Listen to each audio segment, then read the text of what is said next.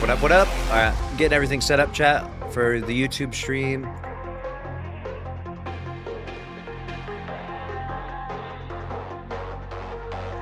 Just gotta go through and edit everything. I dream of the day where I can click one button and everything is set up, but unfortunately, we live in the tech Neanderthal age where I have to open every single program and select turn on the monetization for this program. It's awesome. I love it. I love manually having to turn on everything every day. My favorite. All right, that's set up. And that's set up. All right.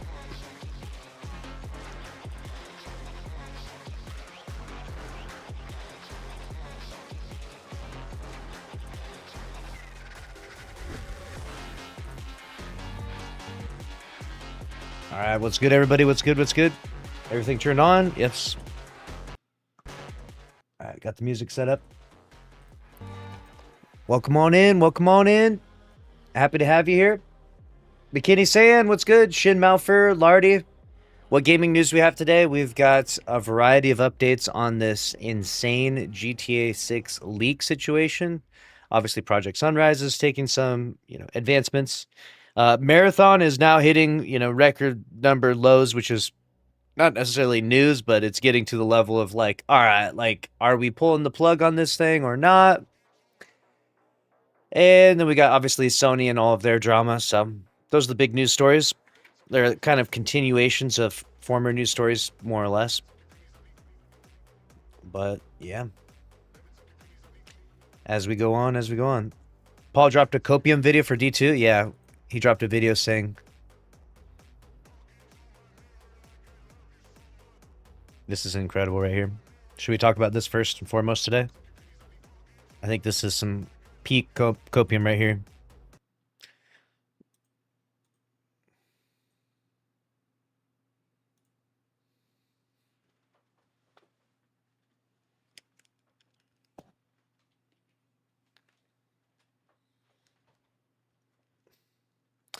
I've been spamming hashtag we want D3 in the Gamescom live. Is Gamescom live right now? Is that what's going on? Let me see what's going on here. I never know what's going on, I swear. I swear there's so many things going on that I never know what's going on.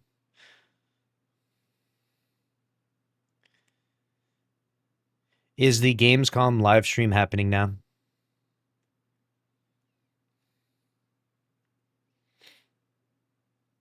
It is Tuesday. Yes. Well, today, yeah. Nice.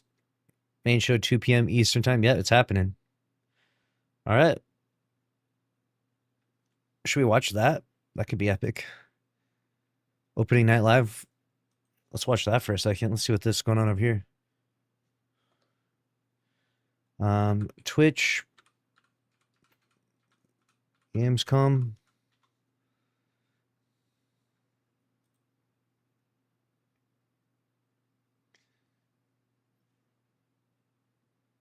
What's going on over here? What are they chirping about over here? This is Warlock. Let's take a look. Yo, Warlock's mentioned? Desires come true. They literally picked the girl. They picked Ikora's voice actor. They literally picked Ikora's voice actress. Do more. Oh wait, no, it's Savathun's voice actress. More. You still think this is your quest? I have seen your heart's desire. Dumb and defiant. And mine. This guy says we want GTA 6, Prison of Elders 2, Witcher 4, nothing else.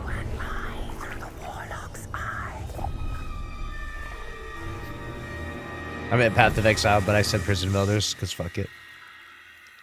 All right, we'll get into this in a minute. This looks kind of crazy. All right.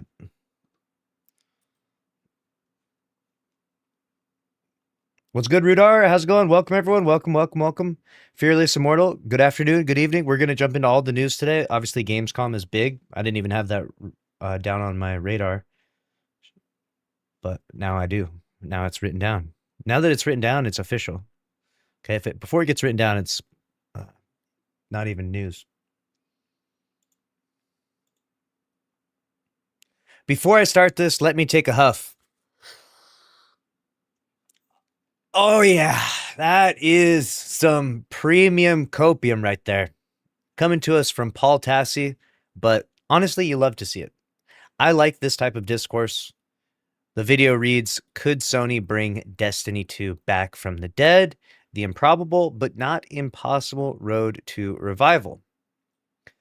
Now, this being said, I think that the real key here would be knowing and understanding the budget and just how bad the budgeting got. Was it razor thin margins? Was it deep into the red? Costing Sony millions and millions of dollars for potentially several quarters. It's hard to say, but I do think that that's the key element here. But even still, putting all logic aside, let's see what copium we're cooking up today.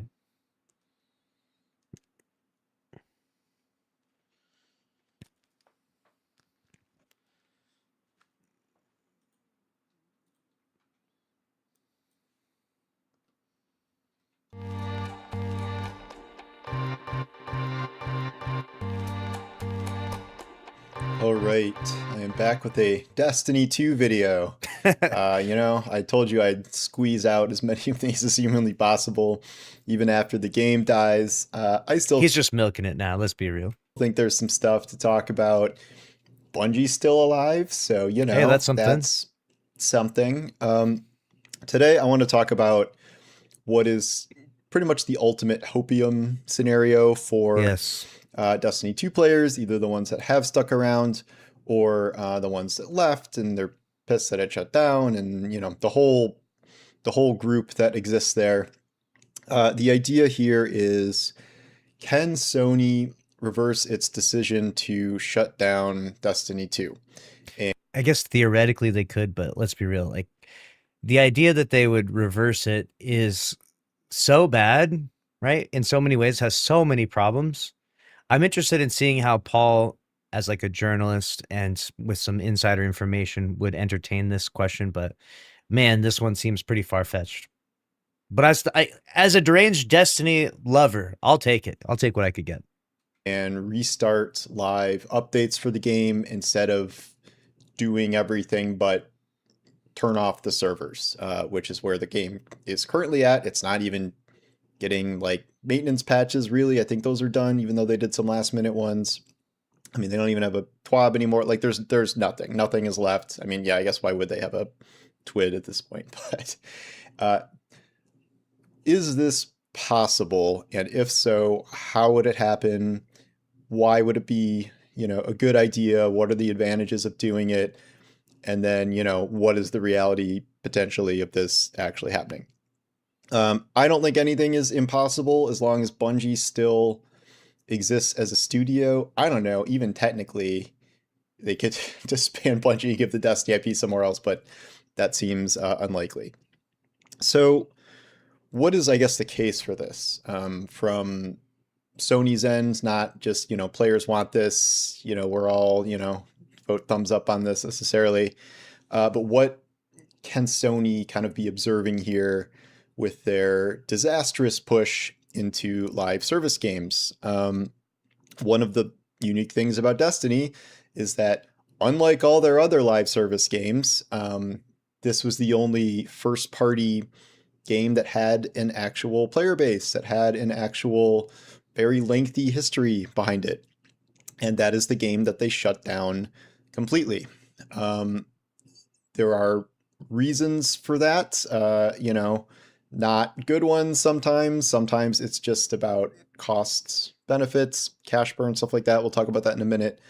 But the fact is they closed down, the flagship game of the studio that they bought for $3.6 billion to replace it with nothing. No, I mean, it's, talking about Marathon, but like no Destiny 3 announcement, no Destiny projects in the works, as far as we know. Also, none of this is based on inside information. This is just me, spitballing this idea and addressing something that at least people ask me if it's possible this happens.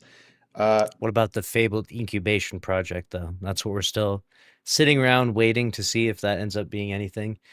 I have no clue what it's going to turn into if it turns into anything. I'm highly skeptical that the incubation project that Bungie's cooking up right now will ever be given a green light, given the status of Destiny 2's, crash and burn plus Marathon's inevitable doom probably later this year.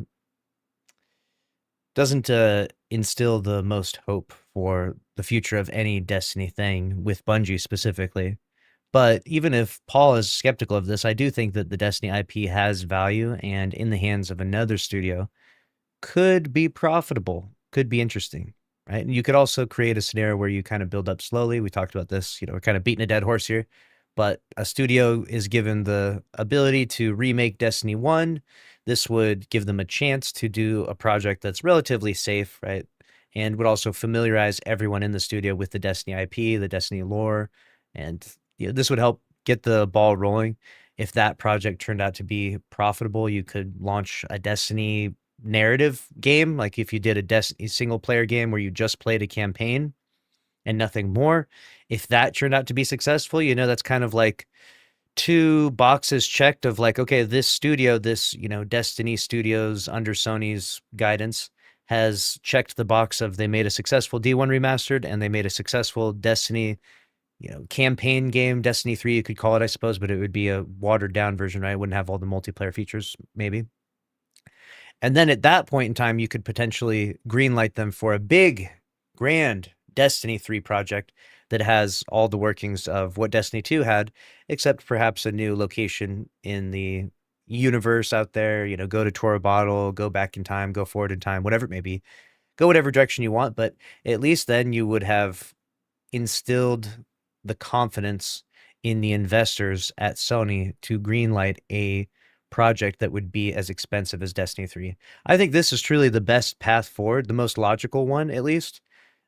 Whether or not that even makes it requires, so many steps, because at any point in time, each one of those things could fail. And if it does, then, then you never get the dream game that you want, which is Destiny 3. For me, at least, I'm sure most of you agree. Like most of you probably want that as well.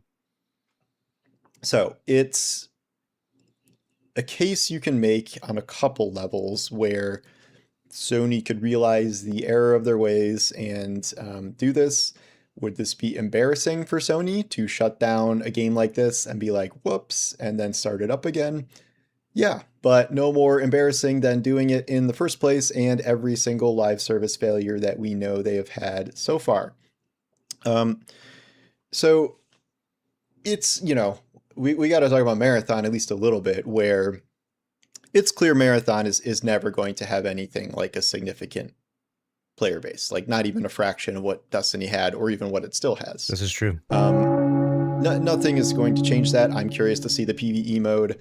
I have absolutely no faith that this can turn it around to become a meaningful player base that would make an impact on Sony and cause them to be like, yeah, this is a great new IP for them. Like it's done in that regard. I'm not talking about like that it's going to get shut down tomorrow or 6 months from now. Like I don't know what a potential timeline for that would be, or if they just find a way to just keep it going, with, I guess, smaller resources, I would imagine. But it's clear it's not anywhere remotely close to a Destiny replacement and never will be. So if you don't want Bungie to just be close to worthless, you would have to bring back players to some extent. And are all Destiny players pissed at Sony that they did this? Yes, of course they are. Would Destiny players be excited if they brought back Destiny 2 and had new content updates, whatever those new content updates might be? Yes, and there are examples of other live games that have maybe scaled back over time, but at least still exist, at least still make something. And the part of the issue with this, and I get, Paul's trying to juggle a lot of balls here with talking about all these different topics. There's all these moving parts. But part of the biggest issue with the D2 reboot, and, I'm treading lightly here because I would play this, I would enjoy this, But in terms of a technical side from like Bungie or another studio or anyone, like Destiny 2 has just so many moving parts with, all of these subclasses and all these subclass verbs. I was just watching a Reddit post, like I'll bring it up here even. This guy said, I put every buff, debuff, and subclass verb on one build, and it it soft locked Conquest Lightblade. Sorry, I was dying laughing just thinking about this. You can't see all of his buffs because obviously they only limit you to 4 of them, but if he could, it would be basically going through the fucking ceiling here. And so, yeah, a game like this, it's obviously, there's a lot of moving parts. And it's because of those moving parts that it's very slow and difficult to add new things to the game. There does need to be a acceptance with a project like Destiny where the community has to accept a reset of sorts with our technical limitations right now and our budgeting limitations. It's like that meme, the tough to swallow pills, right? They do that like this is the tough to swallow pills. And it's not the ideal situation, of course. The ideal situation would be Destiny 2 forever, continuously adding subclasses and planets and new things to the game till eventually there's 30 subclasses and, maybe there's Titan Hunter, Warlock, and maybe there's new classes even, Pilgrim. And the lore gets crazier and the raid bosses get bigger and everything, right? That's like the dream scenario. Unfortunately, we don't live in the dream scenario. We live in the real world. In the real world, there's technical limitations and there's tons of expenses that go into developing a project with as many moving parts as Destiny 2. And Bungie, for all their faults, and there's plenty of them, they clearly struggled to add new things at a rate that people were satisfied with, especially in the last year or so of the game. So I do think that given the circumstances and the positioning and everything that happened, I think that a reset of sorts is best case scenario for now. Like 20, 30, 40 years from now, when technology has advanced so much more, there will probably be a game called Destiny Forever, where it's the same premise as the Destiny 2's launch or even Destiny 1's, right? But the idea is that you just keep building, right? Like it's a single evolving world that just keeps building, like the planet, like this, you keep zooming out, right? Like right now we're zoomed in on the world director. Imagine you just zoomed out and zoomed out and zoomed out and zoomed out, and there's just more and more and more planets, right? Eventually it might be a bit overwhelming when there's, 400 different planetary destinations perhaps, but that's the excitement. That's the fun. I mean, that's the craziness and the chaos of thinking about a game getting bigger and expanding more. And I mean, that's probably where things are trending eventually, but we're limited in this time to certain amounts of things, right? And when things get too bloated, there is a certain point where you either refresh the whole code, the engine, like what Bungie did in 2020, which was terrible because it was done in tandem with sunset content, but they refreshed their code and tried to optimize some things and scuffed up the lighting in the process, like we talked about. But you either go that route or you have to do a reset, right? This would be an IP that still carries on. You could continue the story. We just got to look at what pretty much all the story threads would be going forward. This might cost, larger scale content that we've gotten before. And even if that's shrunk, I mean, it could be even smaller than that. But the point is that it would not be completely dead. Restarting Destiny 2 instead of making Destiny 3 would mean that players can start playing Destiny immediately when that starts again. It wouldn't be immediately, right? So Bungie did give us all of their future stuff with like SRL and all these things in the June update. So it would probably take at least a year, probably give them 2 years before there'd be anything new, like before we got, presuming we would continue with the Fate Saga, like the Shattered Cycle, which I'm almost, some people are going to hate this, but I'm almost inclined to think that maybe we need to go a different route. Maybe the Fate Saga didn't land as well as we wanted to. And I know narratively it's an interesting narrative. Perhaps it was just the delivery or, variety of different things. But by and large, I don't see it as compelling as the Light and Darkness Saga. And you can hate me. Hey, look, I think there were some interesting details to it. And obviously, if we go and fight the Winnower, that changes my opinion quite a bit, which kind of seemed where it was going. Maybe it was a bit slow getting there, but there's almost an element of like, we need to be in a narrative saga that is very easily digestible by even the most, drooling, crayon eating Titan possible, And I think Light and Darkness is about as good as it gets, right? You're like, oh, light good, darkness bad. Me kill darkness. Like that's Titans. We can get that. We can get behind that, right? The Fate saga, yeah, no, I mean, it wasn't terrible, but it had some elements that weren't as easily digestible by the crayon eating Titans, I would say. And maybe the direction overall wasn't as iconic or as compelling, perhaps. Opposed to waiting 5+ years for a Destiny 3. And Sony wouldn't have to spend $100 million on that, which is not an implausible amount of money. And then you get in a situation where it's just an ongoing game that evolves over time. And, how many other games have we seen do this? Like, there's no Warframe 2, there's no World of Warcraft 2. And, like, yes, aspects of those can seem very dated. And then and to his point, he has a very good point. When the games go live service, you're not expecting the sequel. The sequel stratagem is for box product games. That being said, live service games, once they get sort of too far down this road of tech debt, which Destiny was, just piling on the expansion content every year. There's like 25 gigabytes they were adding, right? Like they talked about in their sunsetting article.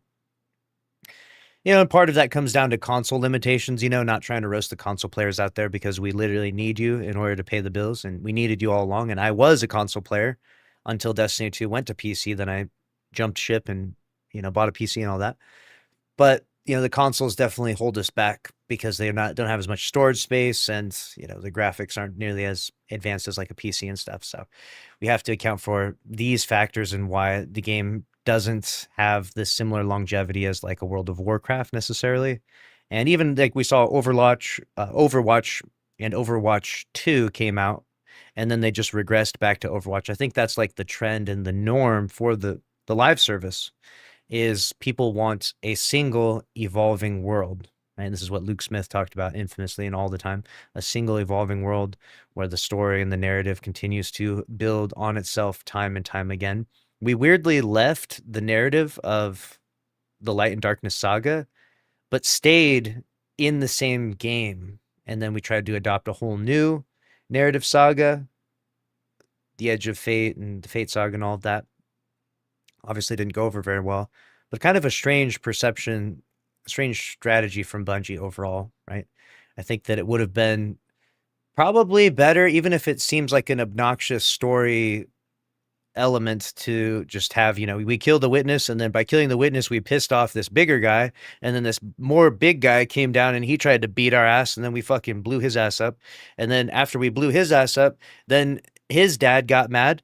And then after we killed his dad, then his dad got mad. And then after we killed that guy, then his dad, what I'm saying? Like, it seems silly, but like video game narratives are going to have that sort of element, especially when you've already committed to continuous live service, right? Like a good story, to give you an example, has a beginning, a middle, and an end. That's just a good story. It has a beginning, a middle, and an ending.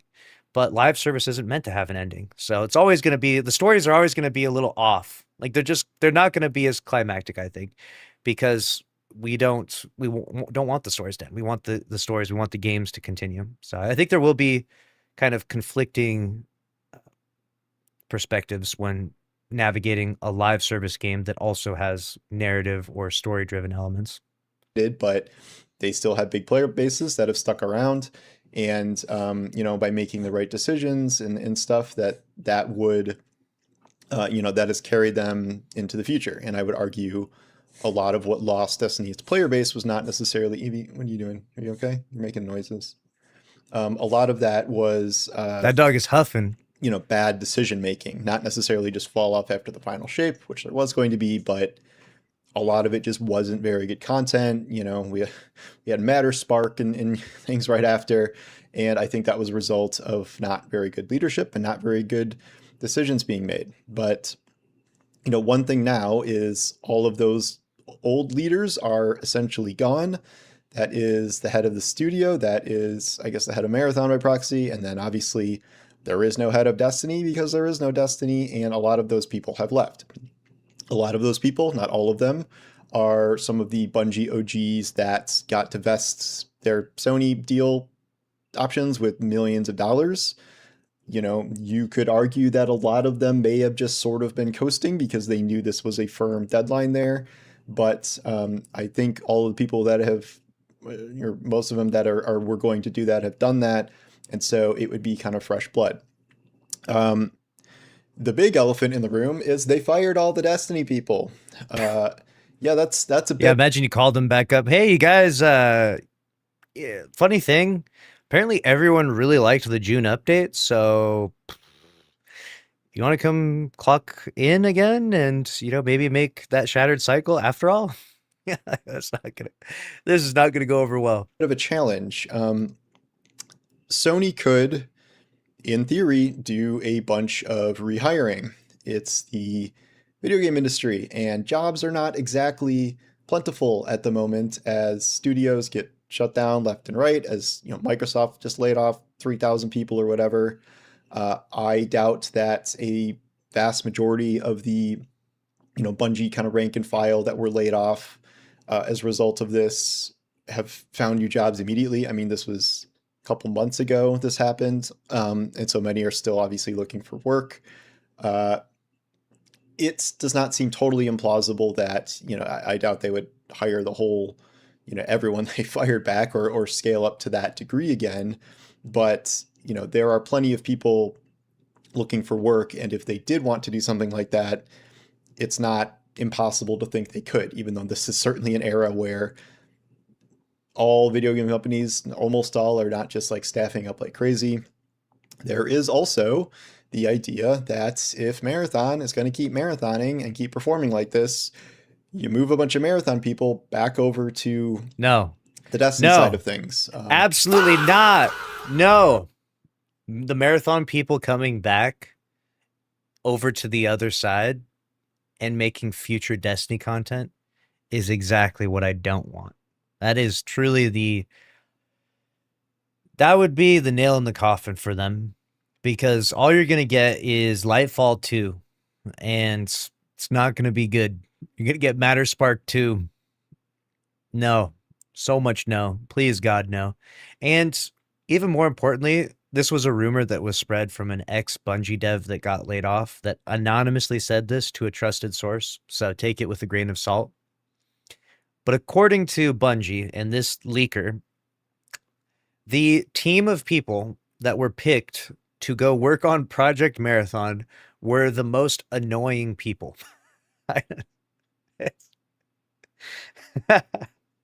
It kind of makes sense how bad the game is and how bad the product is, but apparently the most troublesome, the most obnoxious, most annoying people were allocated to going work on Marathon. So if you were not kosher, if you were not the type of person Bungie was liking and getting along with, they kicked you over there to that side of the studio, which is actually so funny to me.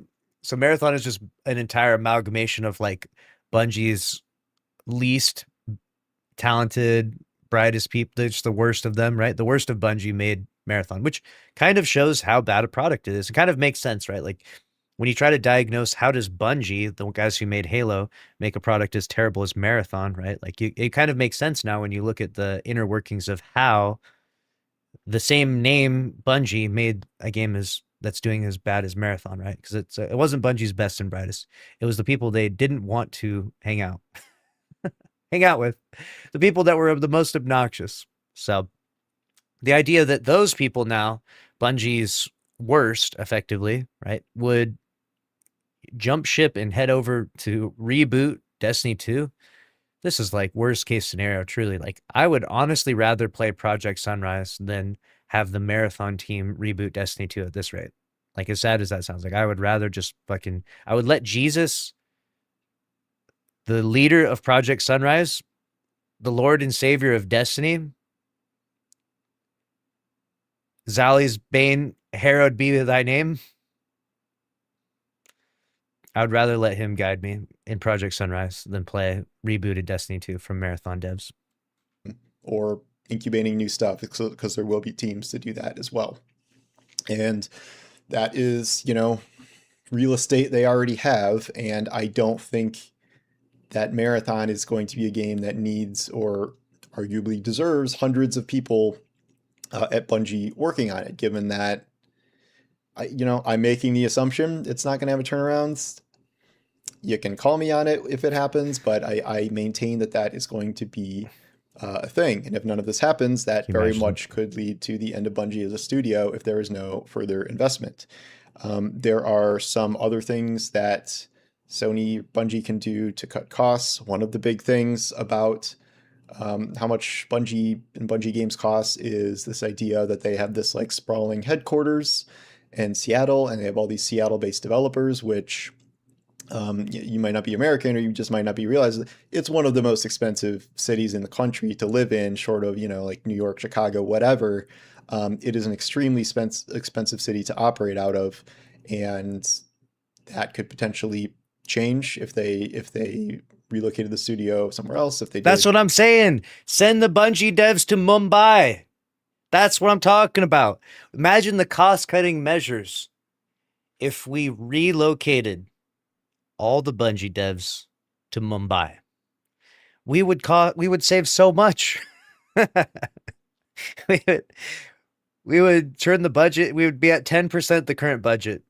We would have Destiny 3, 4, 5 by now. way more remote stuff. Some people could live wherever.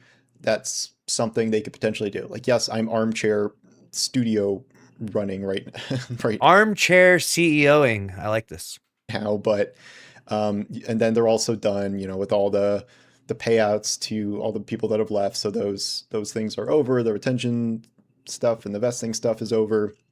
And then yeah, like I said, there's these games that just don't end. You don't get hard number sequels. You don't have to do some big hard reboot with a whole new engine or crazy upgrades or anything. And then this would be like the whole Destiny Forever idea that people have been, pitching more or less for years now, way before this happened, that eventually they dropped the two and just developed this indefinitely. You can say that the Destiny engine is aging and the Destiny engine has many issues with it, but you know what? When the game was good, people were showing up to play, and I don't think anyone can log into Destiny and play the game and be like, oh, this is like so dated and like feels like shit to play. It doesn't feel like shit to play. It's never felt like shit to play, and it still doesn't, even if they stick with this engine. Stuff I think is the most dated is like character rigging models, like getting dialogue from these characters that are, I don't know what, 12 years old, 10 years old, 9 years old, whatever it is at this point, because that's when that tech started. They have done obviously overhauls and engine upgrades. I think this idea that, Destiny 3, oh, it's time to use Unreal or whatever instead of the Tiger engine. I think the Tiger engine, as shitty as it can be in some ways, is a kind of necessary part of Halo or Bungie games and how they feel over time that we've seen. I would love to see Destiny's gunplay like 1-to-1 with the Tiger engine. Like if you took whoever it is that's making, let's say, the Ace of Spades, right? The exact sound and feel and everything, and you make it in the Tiger engine, and then you take the exact same devs or the equivalent of devs and you told them to make the same thing in Unreal Engine, would you, one, even notice the difference? And if you did, what subtleties would there be that would make you say, that's not Destiny, that's not the Tiger engine? So until we actually get something like that, I'm kind of under the guise of like, the gunplay is really, really good, but with the trade-off of all the spaghetti code and the errors and the issues, I don't know if it's would you take a tiny downgrade in the gunplay, like the most subtle downgrade, if it meant a future iteration of the game or better budgeting? It's hard to say what I would do, but until we actually would have a proper comparison, I'm still under the skeptical opinion that Unreal Engine 6 now could do whatever the hell Tiger Engine is doing, because it should, in theory, be much more powerful and capable. So I could be wrong. Again, I'm just armchair developer over here. Don't know what I'm talking about, really. I've never launched any game engine, let alone Unreal or Tiger Engine. So I don't know, but all I know is I've played enough games, especially shooter games, to know and recognize the feel. And there is something unique about Bungie's games and what the Tiger Engine's doing. I die on that hill. Clearly, I like the Bungie games quite a bit, but I don't know. I want to see what it looks like on the other side, I guess. And this is the idea. It is very far-fetched, I would say, to believe that this could happen. Obviously, I am biased from the position of a Destiny player who really wants to keep playing Destiny forever. It is just frustrating. I've said this before, but I cannot think of another live service series that has been just completely killed, just completely shut off after like what is it now, 12-year storied history of attracting a player base, of producing content. Like we've seen games, either figure it out and maintain really great numbers or start making really great decisions and, maintaining a player base. I'd say that's Warframe. You have other games that frankly should not still exist and still not have new content, and yet they do. I'd say that's The Division 2, and people were just jumping into that for some new thing recently, and like against all odds, that game's still making content, and there is allegedly The Division 3 coming. Believe that when it happens, but the point being is like there should be a way to make this work. It's very clear that this move just has destabilized all of Bungie, has put it in this really high risk, high jeopardy scenario. Would have been amazing if Marathon was a big hit. Maybe that would be less likely to have Destiny back, but it would also mean the studio survives, and then maybe it does come back in some form later. But I think you have to write off Marathon as something that's going to ever, turn things around and become a big hit and a big staple for Bungie and Sony. It's performing too badly. Like I don't know what else to say. Even if at its core, it is a good extraction shooter that is not proven to be enough to attract more than a niche player base. And even if maybe they knew that would happen to some extent, this is still way below expectations, and a niche player base is not going to be enough to support a studio. It was supposed to be like a side game alongside a continuing successful Destiny. Yes, I think it's a good idea. Like, obviously, I think there are certainly issues potentially carrying Destiny on given the trajectory it had, but I also believe that pretty close to the end there, Bungie figured out a whole lot of things that players wanted and made a whole lot of changes to make the game feel like it was in a better state than it had been in years. I think story content was still kicking. I think they had some really big plans for the future that sounded cool. I think if we got past, I would argue, pretty bad expansions in terms of at least concept. I think Edge of Fate was bad in terms of both concept and mostly execution. I think Renegades was bad in concept, not as much execution. I think they did do execution pretty well on that, but it is also a Star Wars collaborating expansion that ended up being the last one of the series, and like I would prefer that was not the case. I would have preferred something that was not such a Star sad Wars way to go out. but the idea is, fresh blood, fresh ideas, or at least, realizing the other ideas that had the potential to be good going forward. A lot of the leadership that made a lot of the worst decisions is gone. I know that for a fact. Yeah. So I don't know. This is copium. I've made what if, here's the case for Destiny 3. I've done a few of these now, but what if we rebooted Destiny 1 into a live service game? What if NetEase buys Destiny 2 and they make it? What if Destiny Rising goes to console? A lot of people in the chat are saying, poor Destiny 2 fans, sad emojis. You guys are deranged. Destiny 2 Andy is addicted to hearing the same talking points. No. We're getting destroyed in the comments now. Listen here. God damn it, you listen to me. There's something special about the game Destiny, the IP. Something that's almost irreplaceable. So yes, we might be a little deranged. Yeah, maybe we should move on and just go play fucking Hello Kitty Adventure Island or fucking Warframe or whatever. But we're not going to go out without making the biggest stink that has ever been stunk. And that is precisely what this is. This isn't even about logic or reasoning anymore. I mean, we're just talking about theoretical bullshit at this point. Stuff that's on the list of never going to happen, probably ever. Like, it's more likely that I will start my stream tomorrow and be riding a unicorn than it is Sony reboots Destiny 2. But still, as a thought experiment, as an interesting bit of discourse, we entertain these ideas because there's the tiniest bit of hope, a glimpse of hope out there that maybe something could happen, especially given the success of Destiny 2's June update and the outcry from the petition that we started for Destiny 3. We've shown, that there's a big audience out there that wants something in the Destiny universe. Now, can the corporations and the capitalistic, suits figure out how to make this thing profitable? I don't know. That's up to them, Lock in, figure it out. Do you guys want money? Make something Destiny related. There will be some money to be made there.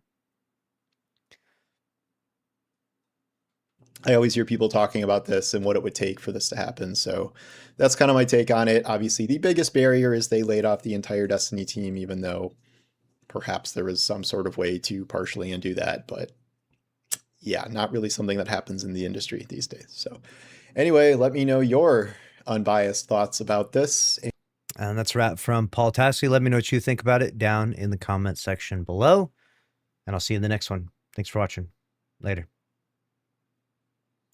All right, that was a good one.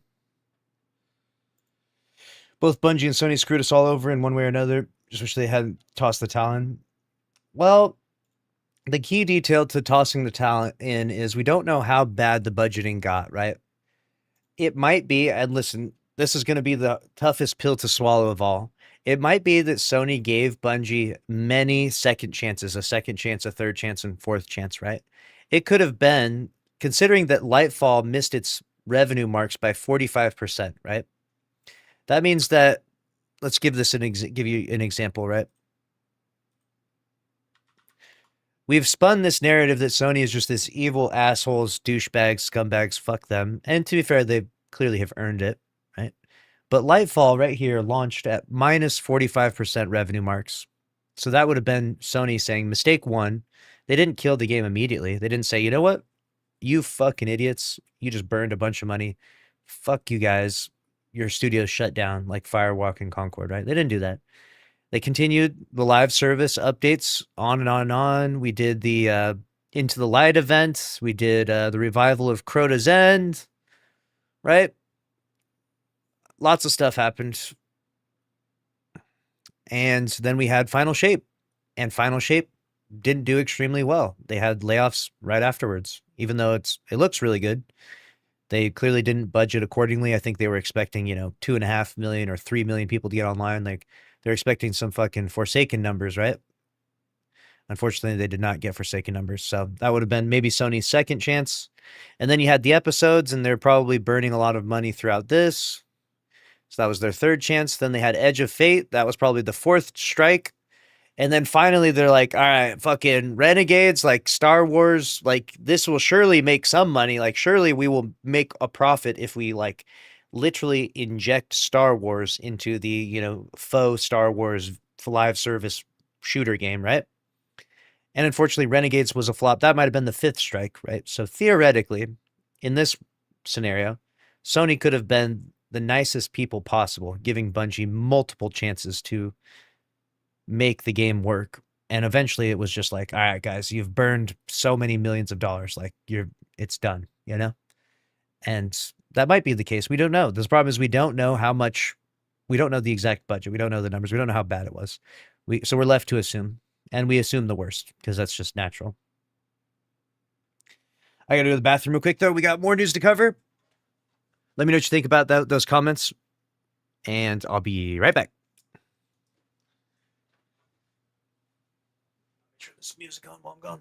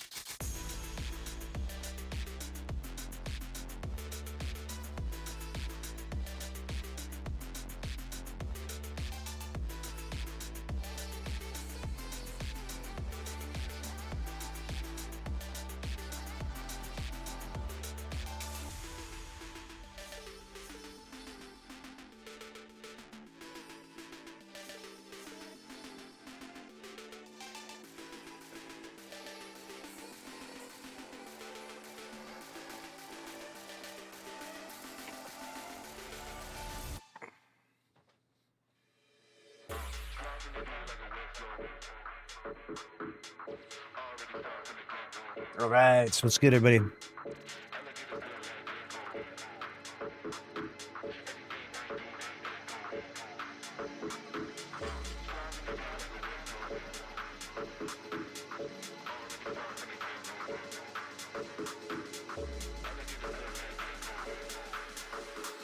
All right, they said, what do you make of Asgros playing Marathon when he said there was only one condition he would play it again, which is if there was a new Bungie game? Interesting. I'm not sure. I'm not sure. Gamescom is out right now, though, which I think is pretty fascinating.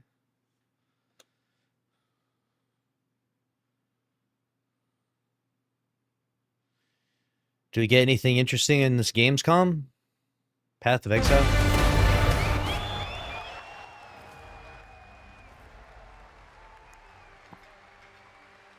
Destiny 3 announced in just a moment here, for sure. For sure, for sure. There was some big news for ONL. Path of Exile 2 1.0 is coming on December 11th from Grinding Gear Games. And next, we have some exciting news. The reveal of a classic remake. It's a turn-based strategy game that was first released in 1999. Now, beautifully reborn in 3D and faithfully modernized. It is time to journey back to Erathia. Oh my gosh. Command mighty heroes, build spectacular towns, and... All right. We're going to launch Destiny 2 and we're going to finish this solo flawless journey, chat. It's going down. Hopefully Gamescom has some good games. We shall see. We'll get to a cover of that in a little bit. For now, I got to launch into Equilibrium. I have to do the boss fight because I died. I hope for some great new games. Yeah, hopefully. I need the Destiny replacement immediately. I think the best thing for me right now is probably... I liked War Dogs a lot, actually. I was actually really enjoying that. War Dogs, and then probably GTA. Swap to healing aid. Yeah, true.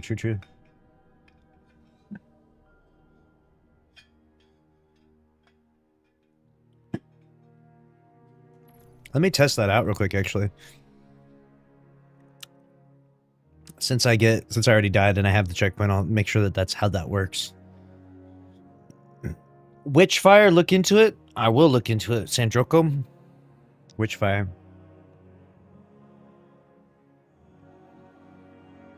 Yes, sir.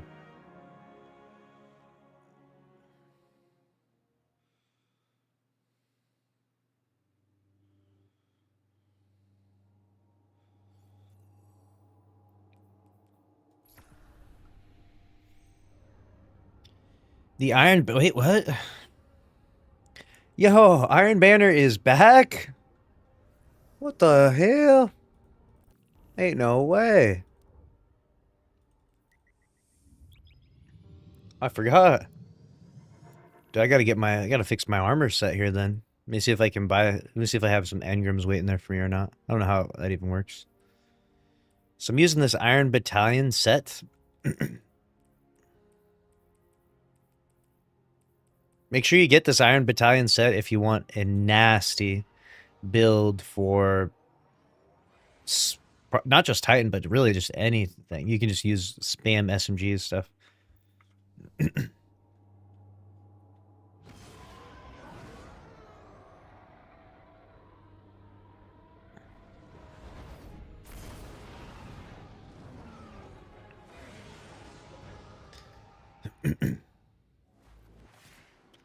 And we're back at it again.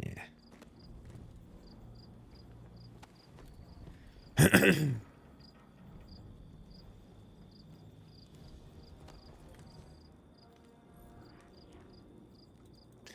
Testament of Strength.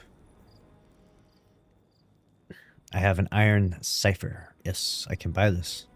Okay, wait. So if I put something on my Ghost, I can make it turn into like what I want, right? Does this even work properly?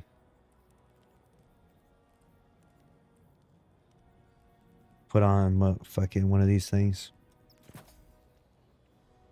Powerhouse Armorer. What is that? Which has weapons and super. Oh, dude.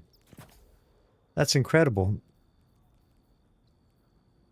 Weapons and super is exactly what I want, because this build, based on your weapon stat, yeah. Dude, alright, so helmet is good. Gauntlets is meh. Boots are atrocious. Class item is peak. So it's the boots that we need. Come on! Papa needs a new pair of boots. Let's get some super high weapons boots. Come on, video game.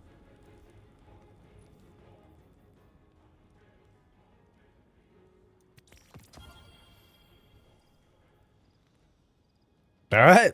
That's... well, that'll do. That'll do.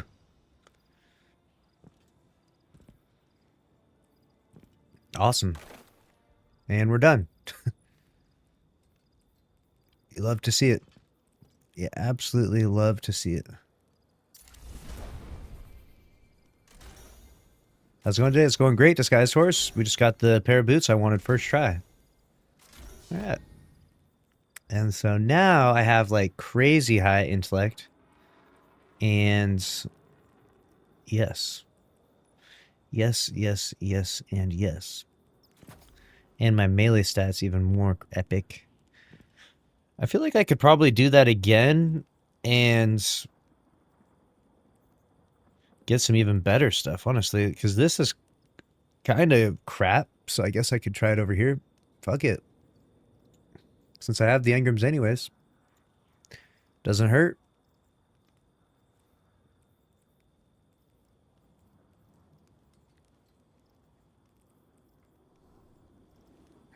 The banana is back, dude. This armor set is so good, too.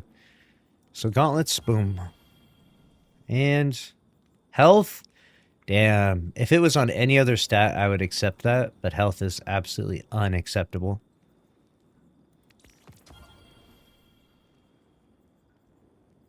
Zero weapons is kind of brutal. 0 weapons and 30 class, that actually kind of stinks. The sucky part is I kind of need a chest, so I actually kind of need to grab 1 chest.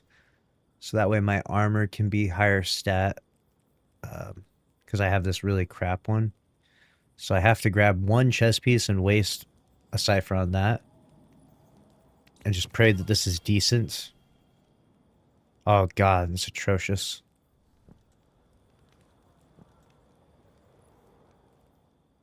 So now I gotta choose between that and that. I mean, these are some tough choices. Let's see here. I mean, this one's at least, you know, I mean...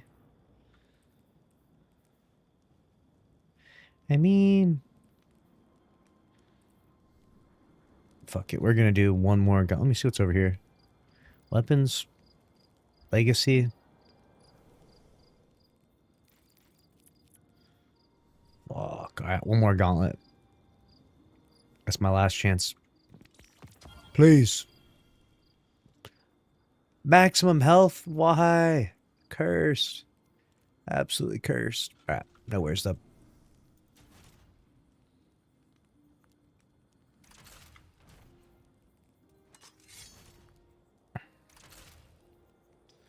Alright, so we got that locked in. Let's put this up here. Let's put this to here.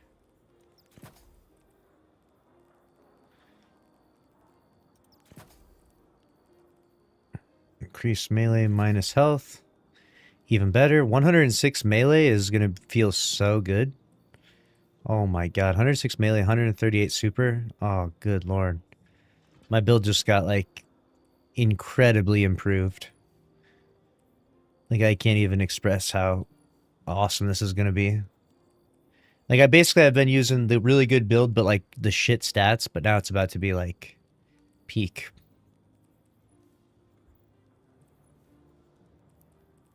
Everything is perfect there. Everything's perfect there.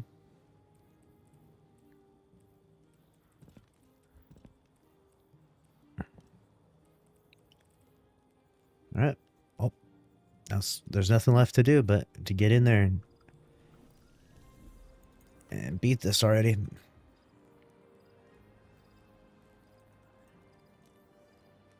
Equilibrium. Hey, what happened to my checkpoint? The hell? Oh, reset happened. Well, that's awkward. Well, I gotta make it all the way to the boss without... what did I do wrong last time? I messed up my nade. That's right. Oh, here goes something.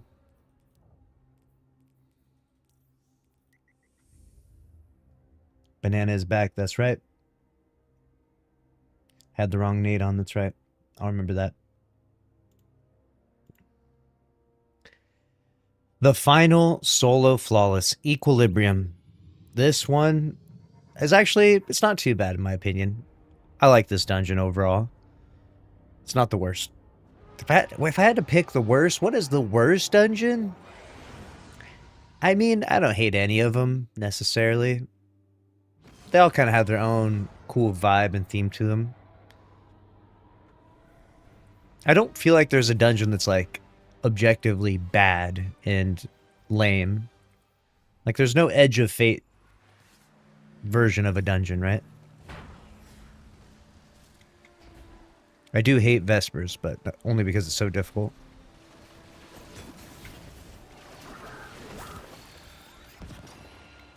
Huge exotic engram drop. The Vespers boss fight is actually toxic and absurd.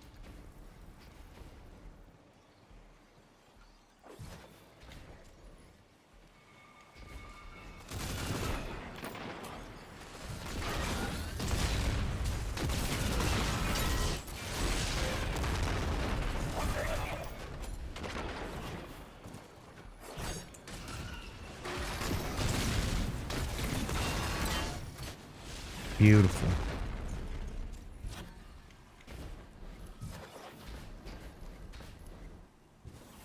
Where's that damn rally flag at? Right, yeah.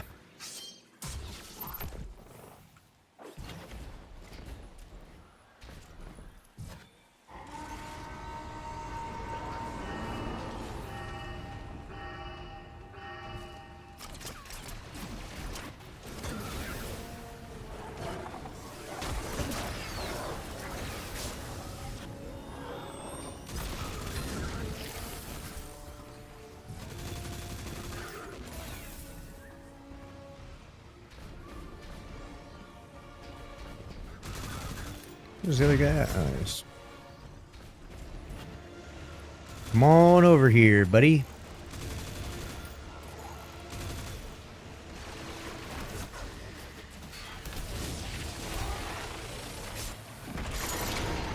Huge.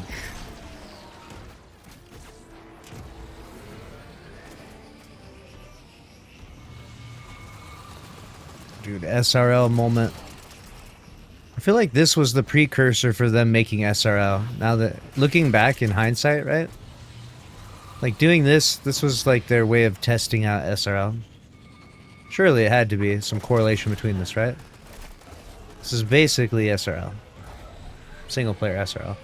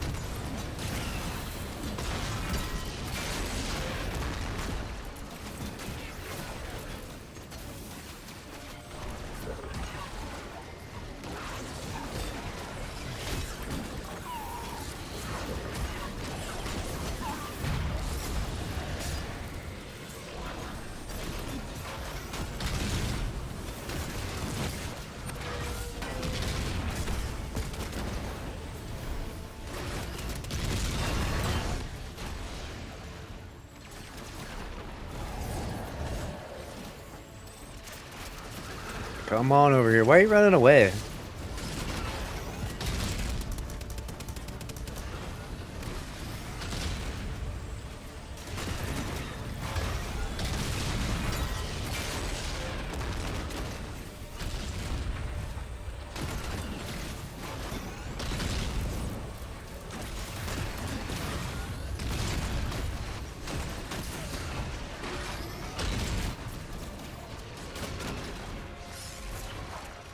Lost my hammer somewhere out here. Hey.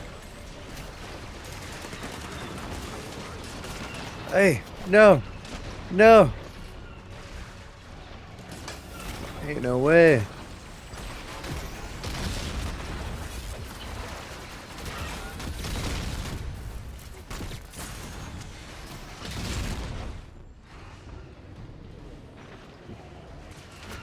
Hey, what the fuck? Ugh.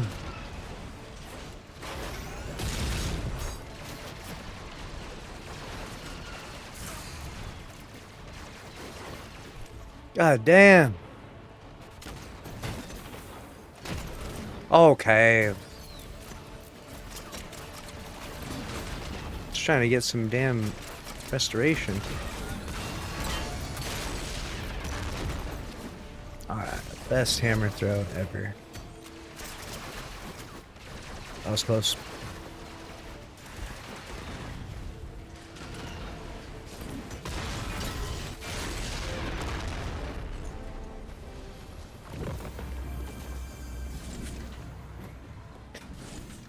Whew, that was close. I was a sliver away from death. Certain death. We lived this time, though. I'll take it.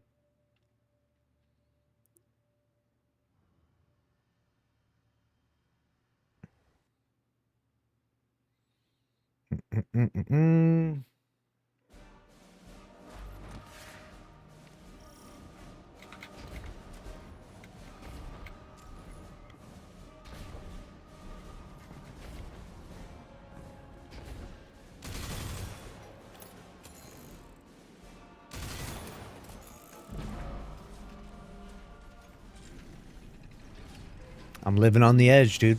It's okay. It makes it more entertaining, right? Surely.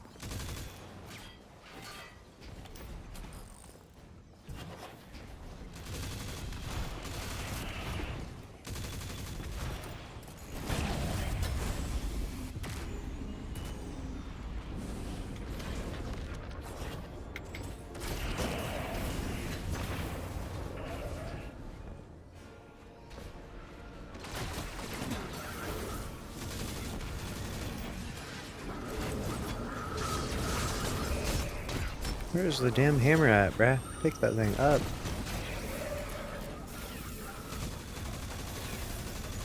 Bro, shoot this thing.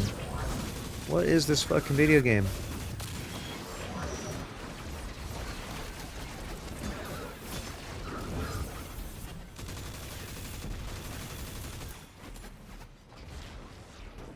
Alright.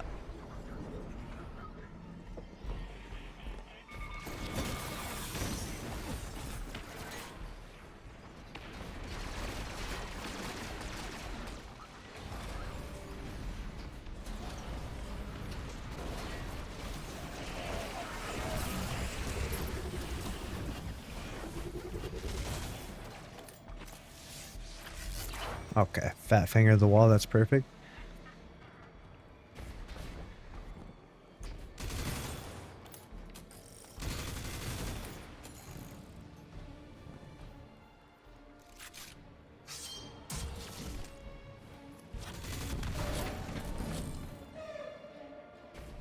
Get over here, you chud.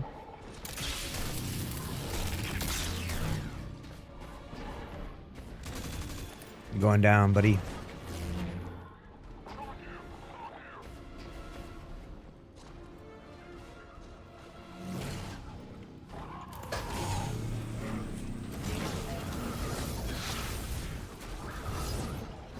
How do I throw a hammer and it bounces back behind? What are these hammers even doing anymore, bro? Like, I stand in front of the guy, throw the hammer. The hammer is somehow 5 feet behind me. What is even happening? That is not an eager-edged sword.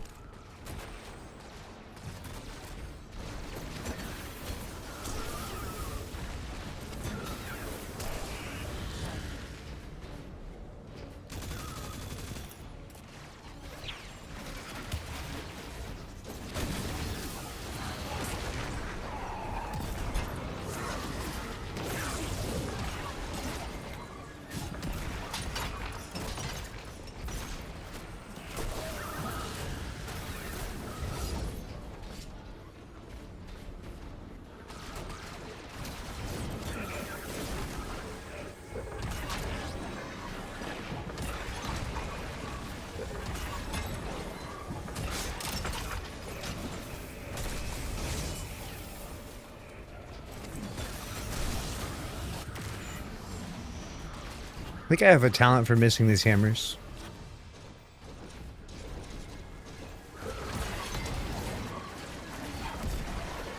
Let's see like a statistic of number of hammers missed.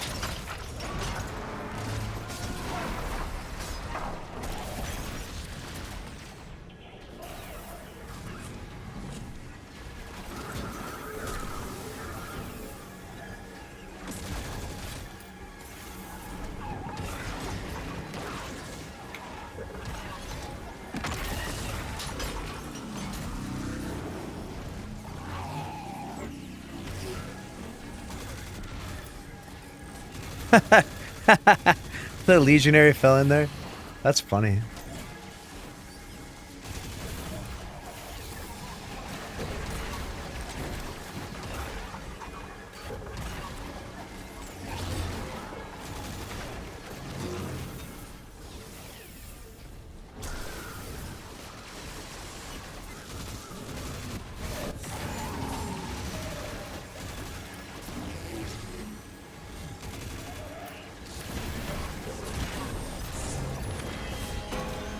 Oh, I didn't have Sunfire Furnace times 10.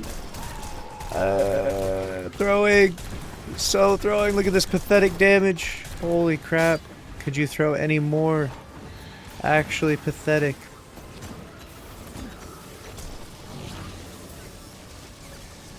Actually dumb. Actual moron. Everyone point and laugh at the idiot.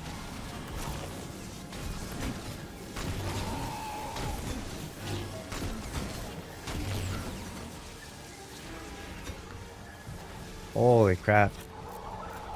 That's embarrassing. We don't even talk about that, dude.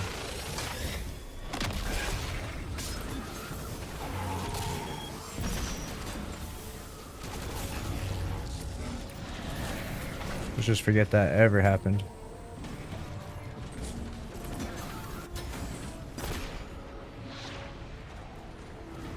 Next time I will get my Sunfire Furnace buff up.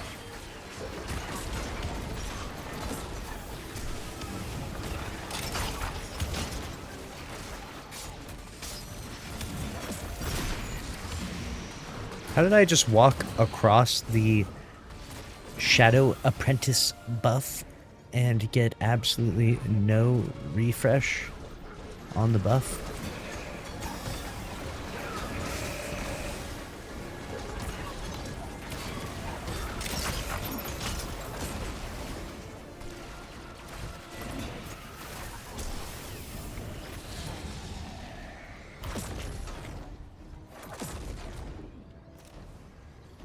One day I'll remember that I don't have an eager edge sword. I usually do this with a sword, so, and then I swap. So I'm doing it the slow way.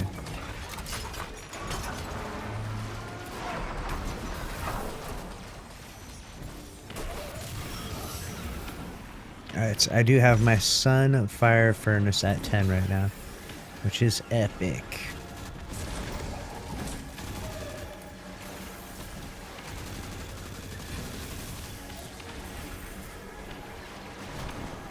Really? You hop right over the thing? Come on, bruh.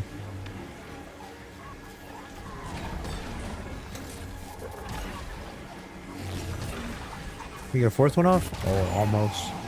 Almost.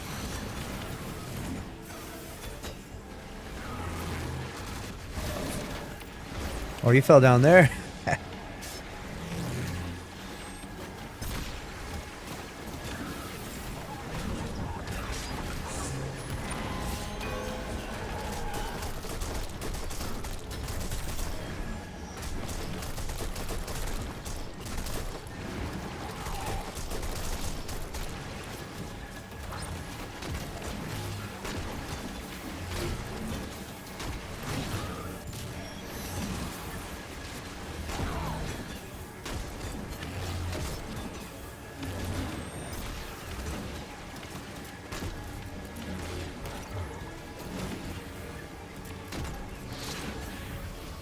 Alright. Because I scuffed up the first damage phase, I have to do it over again, which is okay.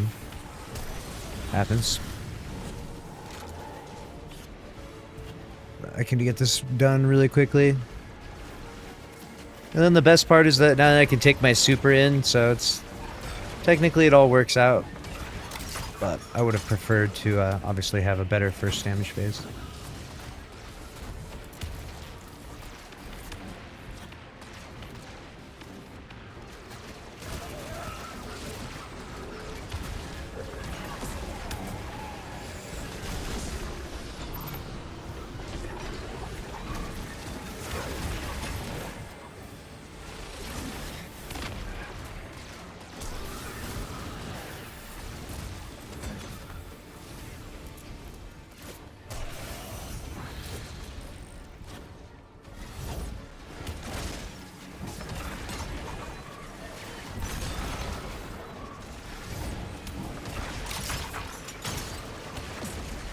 Really?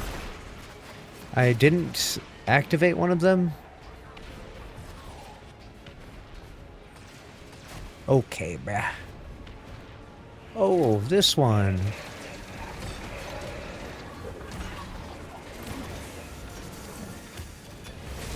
Bruh.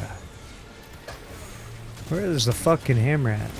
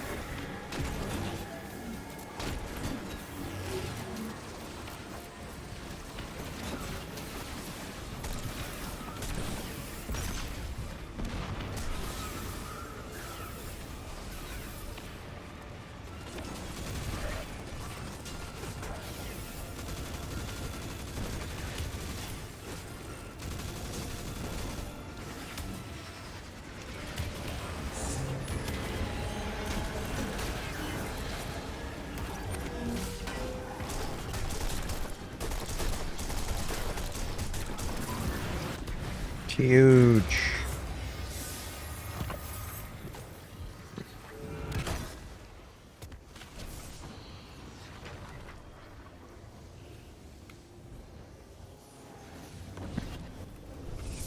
Give me that buff.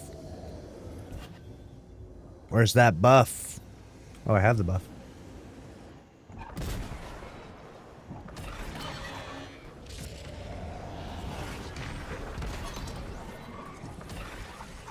Huge.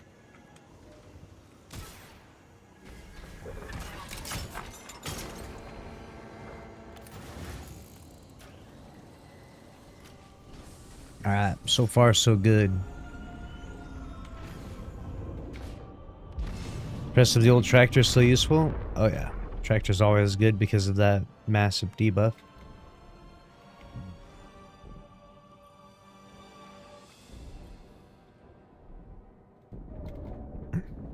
Now this next boss, this guy will be significantly more difficult to handle. So those damn zappy hands. But we'll do the best we can.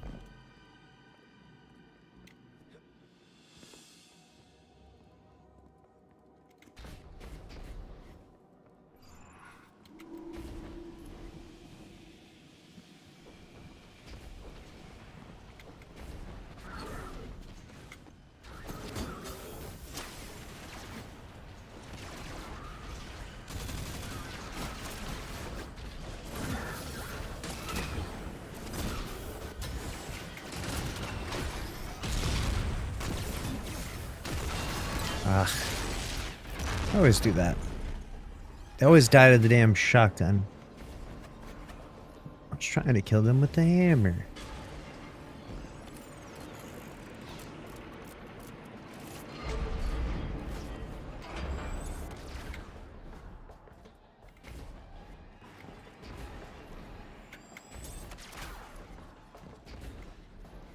I'm feeling pretty good I killed this boss. The only issue is that I pop my super and then he starts doing his damn zappy hands.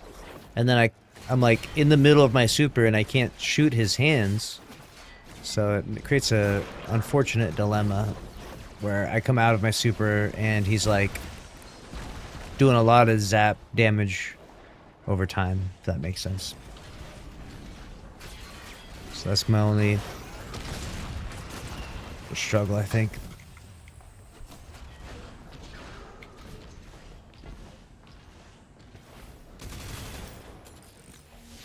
I think I'll be all right.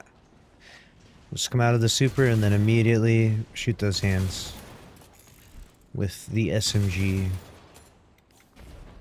maybe even the shotgun.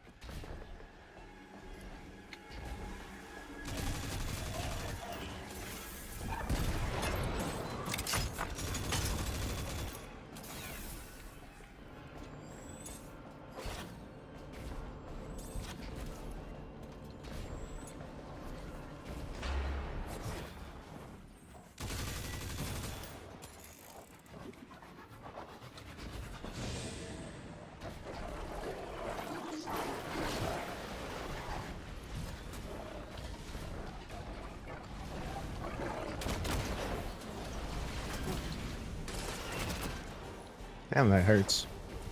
They should have thrown a couple of those guys in the boss room. Can you imagine? Fucking ATSTs in the middle, spawning in the middle of the boss fight. I bet they're thinking about it. Open up. I wasted my goddamn restoration.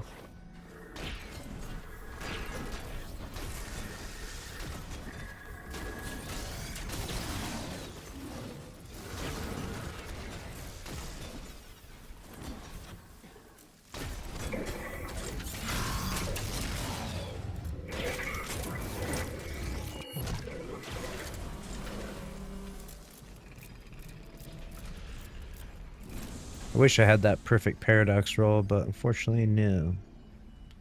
So I'm left with just this bad boy. For successful hit, this weapon gains increased damage, improved handling, and improved reload speed for duration. I mean, I guess I could go Trench Peril, or I could go the other way. I think it'll work out either way. Most of my damage is going to come from the super here.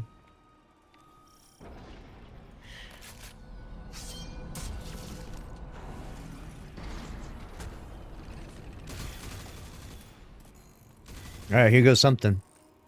This is where I died last time. I got to the first damage phase. I popped my super. I started spinning on the guy, and then he started zapping. Came out of my super, tried to throw my nade, but I was stuck in the darkness mode. So I didn't swap over properly, and then died. Pretty sad death, if I'm being honest.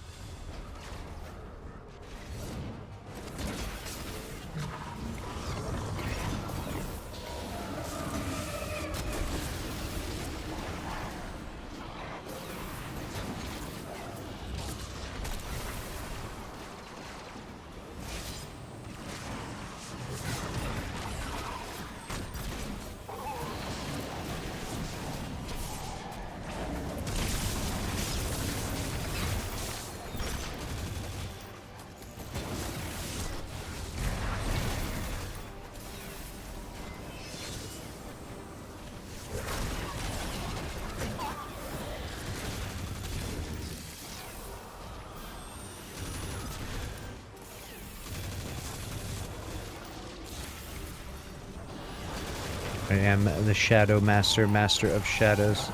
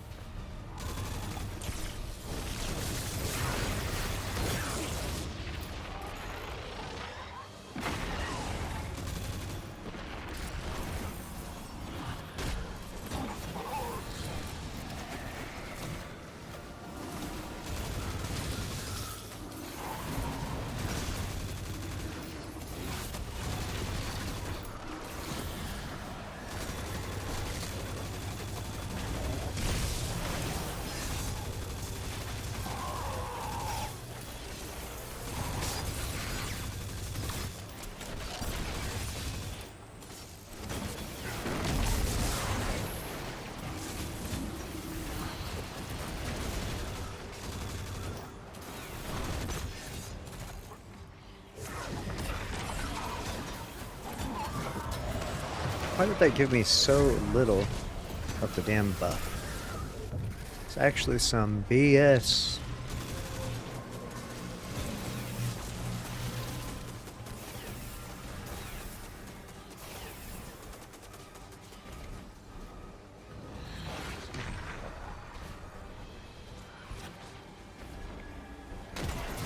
Oops.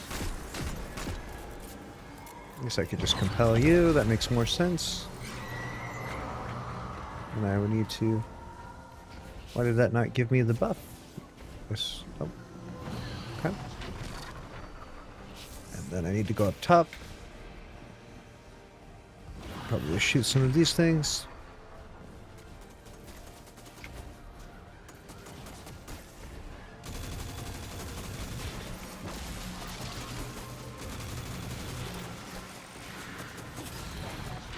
probably don't have time to make it up top, if I had to guess.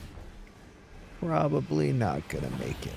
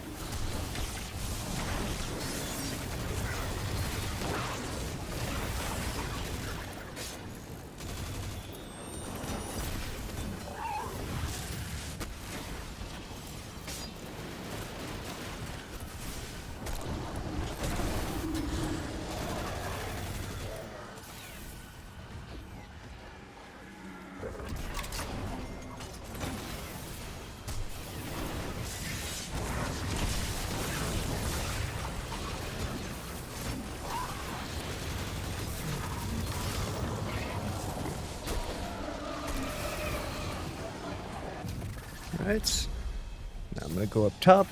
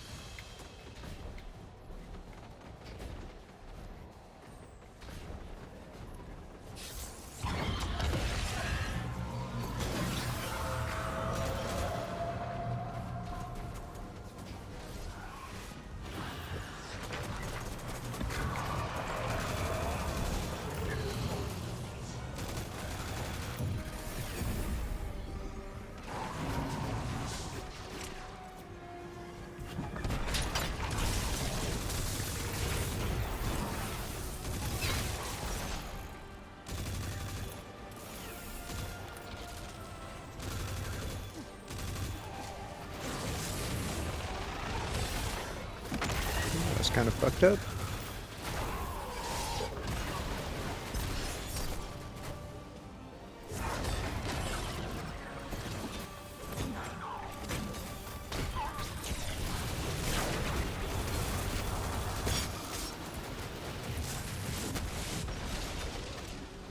Where the fuck that hammer go?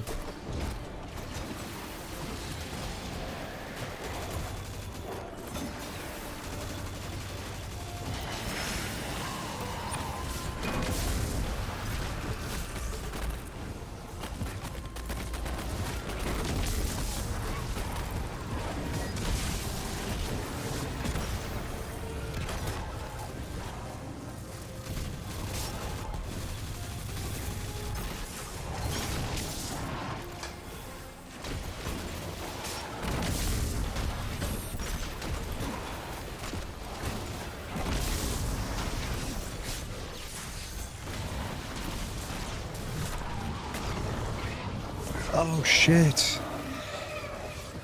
Fuck. I'm so not ready for this boss fight. I'm so trash. Oh my god. My strategy is terrible. God damn. That's tough. Hey.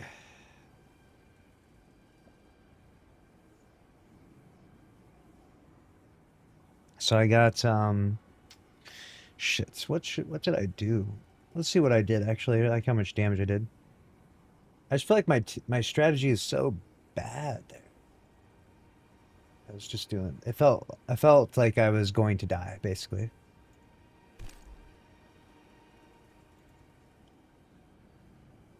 It's fine. I wanted to get to the boss. I just didn't have the checkpoint, so I was just basically I knew I was gonna die, but wanted to see what I could do.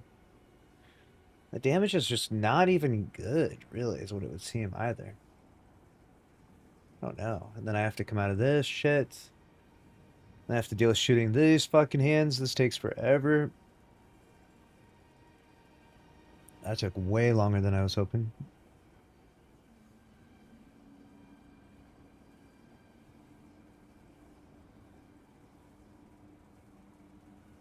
And then I'm sitting here and I'm like fucking dying. This was fucked. So my restoration timer runs out. And I'm like, alright. And then I just started getting fucking fried. I'm like, no, looking for something to like melee. I don't have my melee buff. I just needed to fire my SMG. I should have fired the SMG and reloaded it. That sucks. What is it about the perfect paradox shotgun that does, like, it like reloads the weapon, right?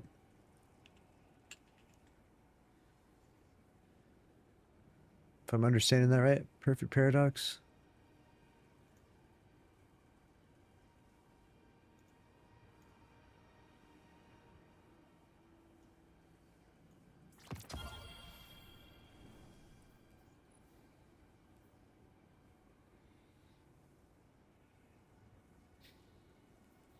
Dealing melee damage increases weapons handling and loads a small amount of ammo from reserves. Got you. So this is what I want to use, definitely. 1-2 punch hitting enemy with every pellet in a shot increases the damage for a short time. And then the other perk is Trench Barrel, which is after a successful melee hit, this weapon gives increased damage. 3 shots are fired. Okay, yeah, I'm going to use this one. This is definitely the play. I don't know why I was doing the other one. That was dumb.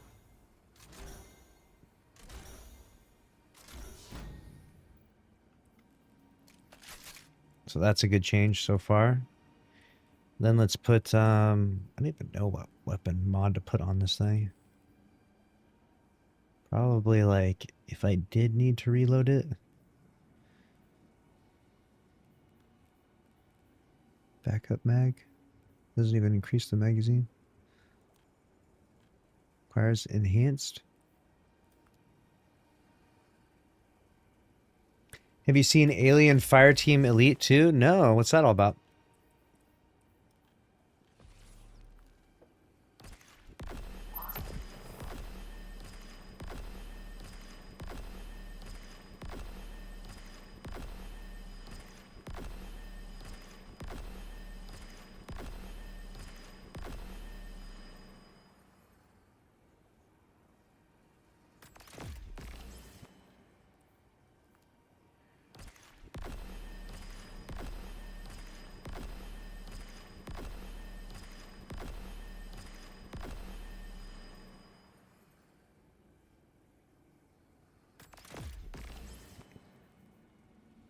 Increase reload speed and handling. I guess that's all right. I mean, sure.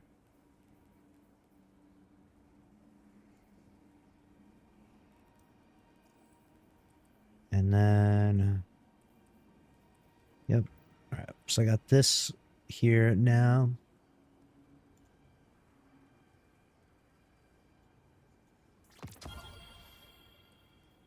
Not that it matters, but I will infuse it up. So that should reload my weapons. The only issue still is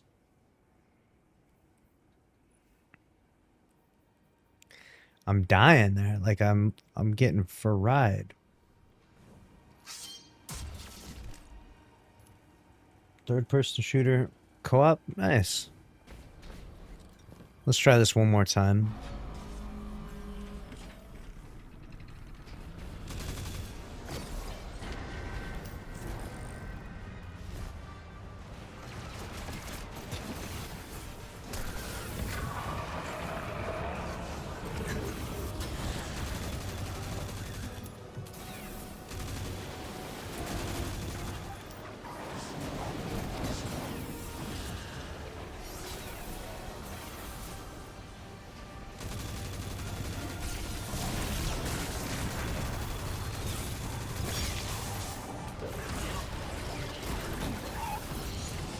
That's awesome. It just auto reloads the damn gun. God damn. I've never used this shotgun before. I never had the good roll.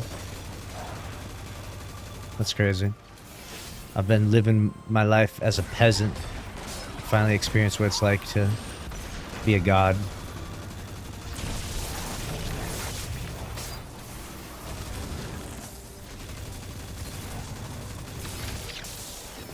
I don't know how I feel about the lightning zapping going through all walls and stuff. I feel like that is a questionable decision, Bungie. You know, Am I the only one? I feel like the lightning zap should like... It should fuck you up if you're in the line of sight, but if you're not, like it should hit the wall and not hit you. I don't know what crackhead at Bungie was like, yeah, let's just make this thing fucking zap your ass no matter where you are. That was a tough choice. It was a really tough choice, whoever decided that one.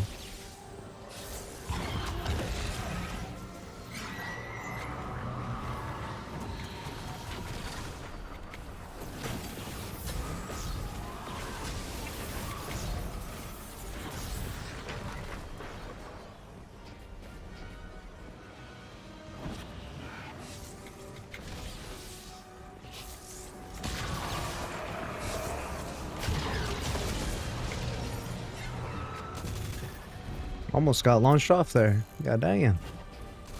Alright, so when I go back in, what I need to do is...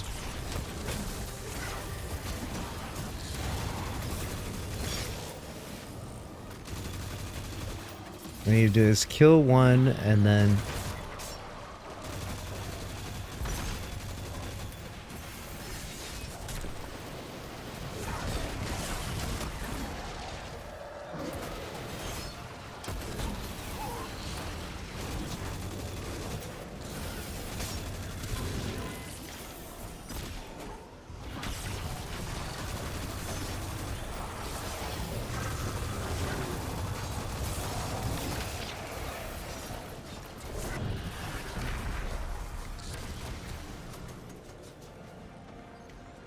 So what I'm going to do is I'm going to go up top first.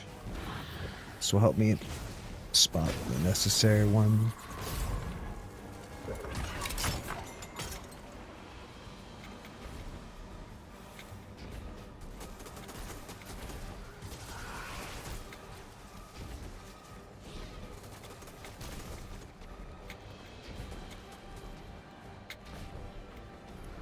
Get you.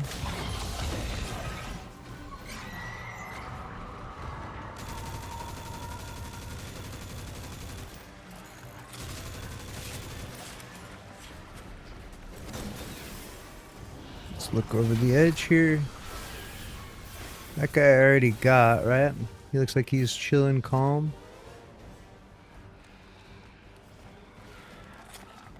That guy's chilling calm. Oh, I'll have to come back. I have to come on back now.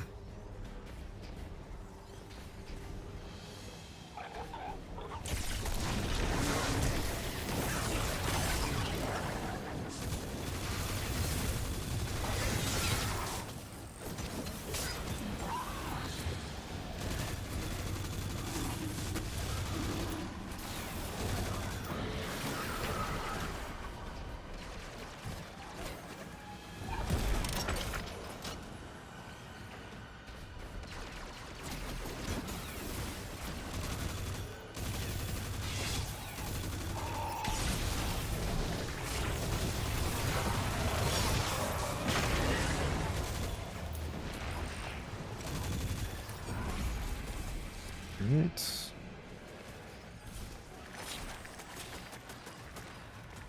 There he is. There's the last guy I'm looking for.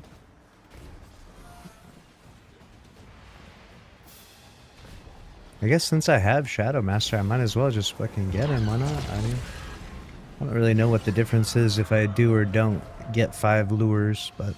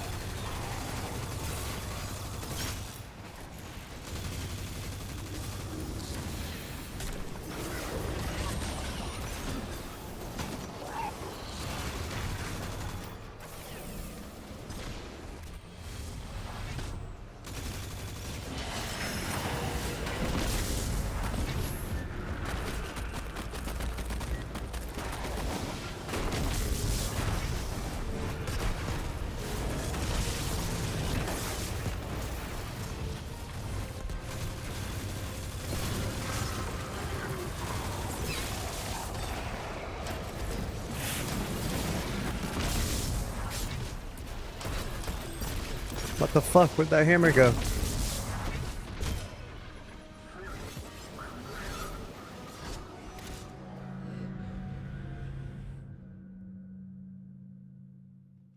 My fucking hammer, dude. I don't know if hammers is the right play on this guy because hammers are just a little too chaotic. Palpatine's annoying, dude.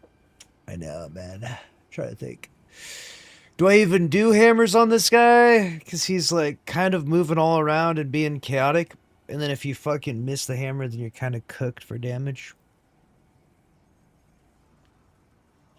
Him launching my ass directly into the pylon that was activated, and the only one that was activated, is actually fucking comical though, right?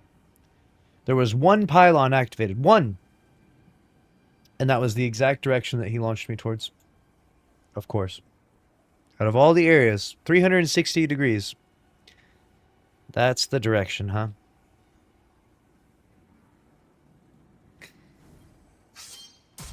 I don't know if the hammers are worth it. I think maybe I don't even know what the better strat is, though, you know? Like, what is the alternative strat, basically?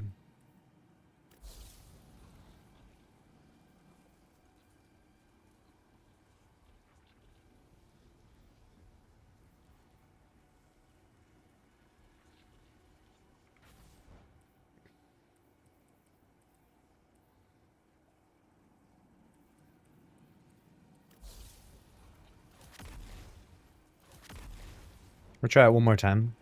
I'm gonna adapt the strategy a little bit. One more time. The hammer needs tracking like Hunter Throw Knife? I don't know, man. It's like... It's tough. Hammers is risky and high skill. It is risky business, that's for damn sure. Because once you miss that hammer... I just need to remember, once I miss my hammer, I have to SMG someone. I have to SMG someone. I think I am going to die here, and I think I am going to just put this thing on. I'm gonna put on this sword just because I think it's just too much, man. It's too obnoxious. Too slow.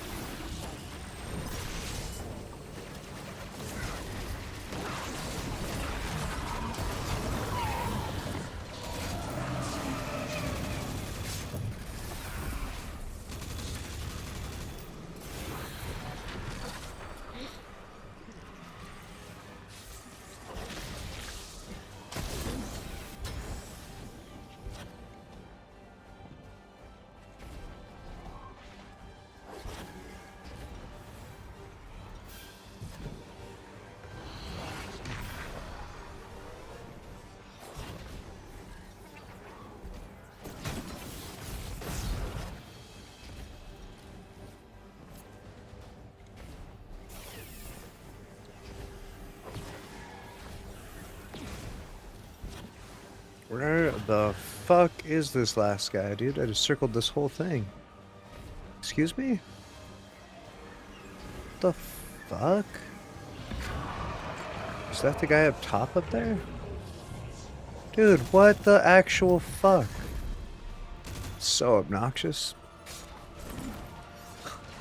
How did I circle the whole fucking thing? Oh my god. Drives me insane, dude.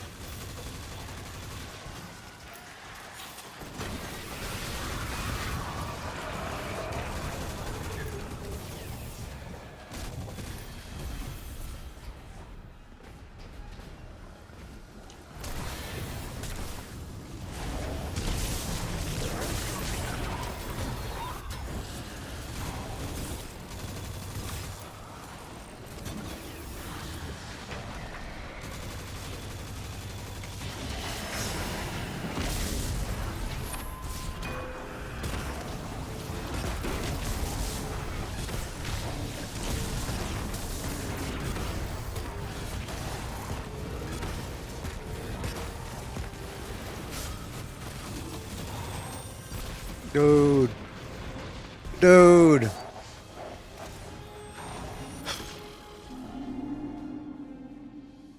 My hammer just lasts too long? The hammer just lasts too long, bruh.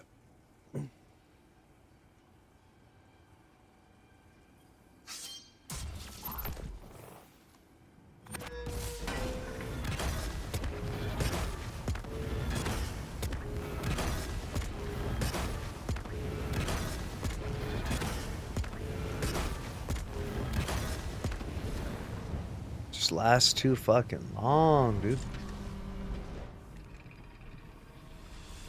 Gotta lose my damn hammers faster. And when I come out of that, I need something to like break that fast. Usually like snipe those hands.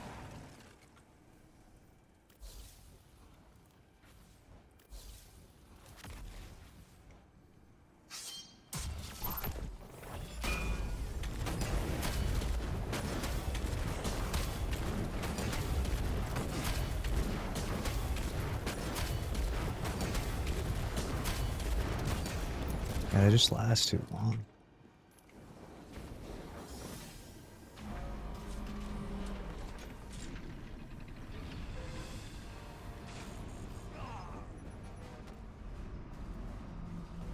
Try something real quick, dude.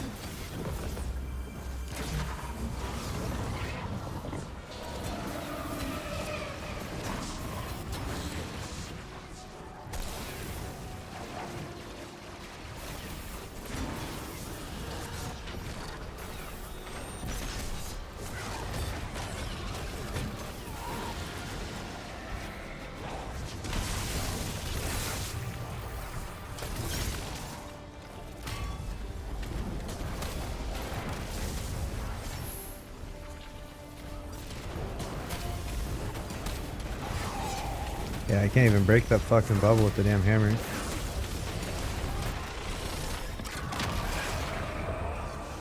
It's kind of scuffed.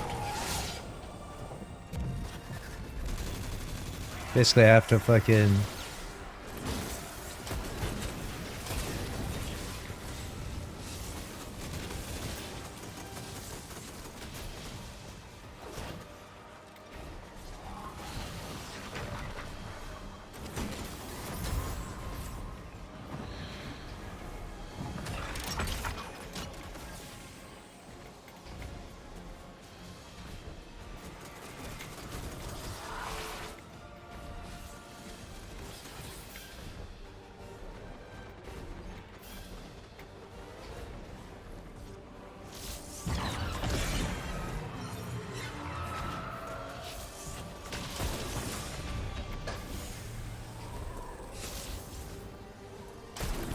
Dude.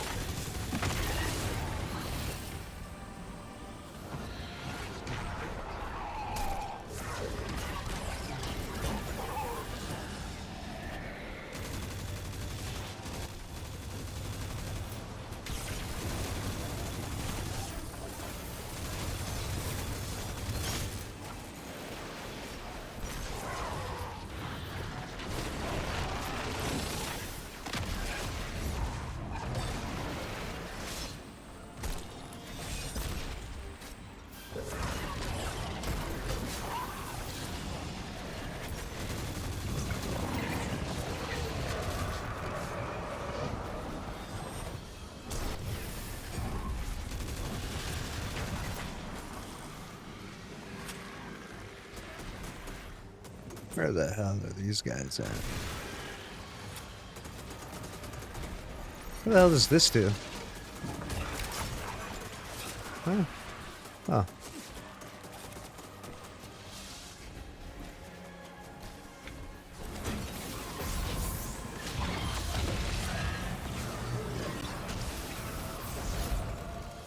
Alright, so there's just one left out here. Looks like that's him over there.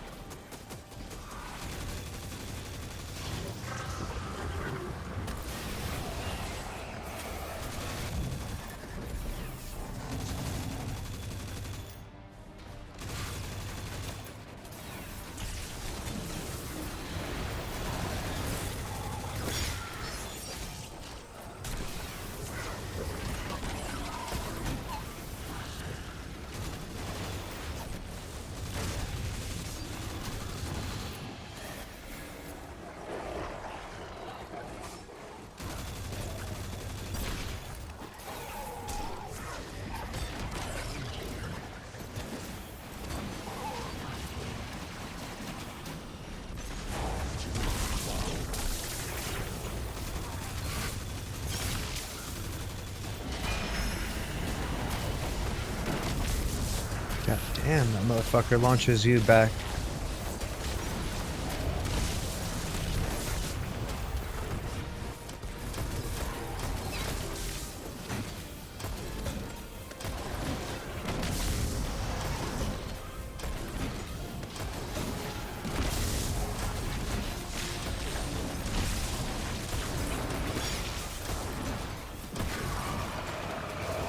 Shit. That's right. That's right. Get absolutely owned. Didn't even use tractor either.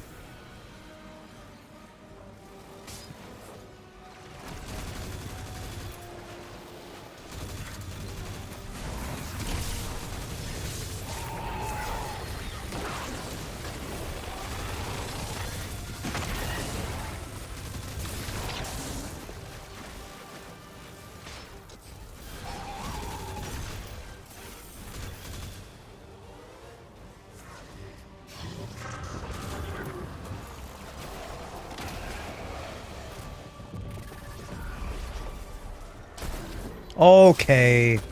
Best hammer throw ever, dude. Holy shit.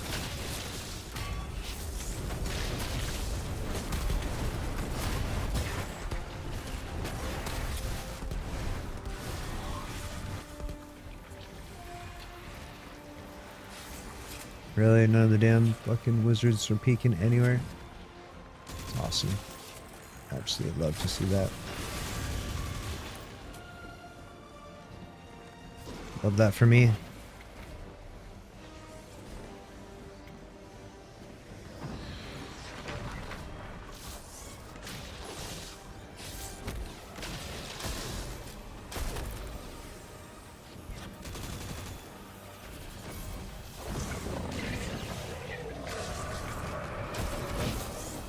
Let's go.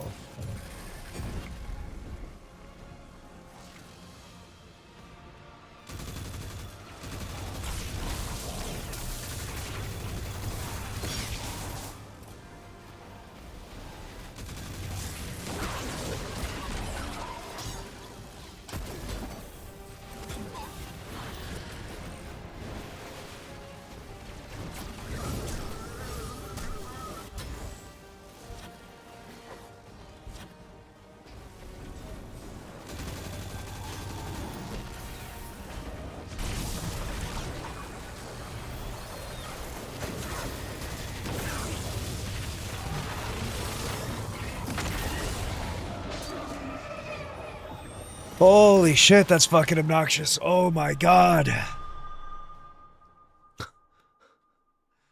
Fuck my life, dude.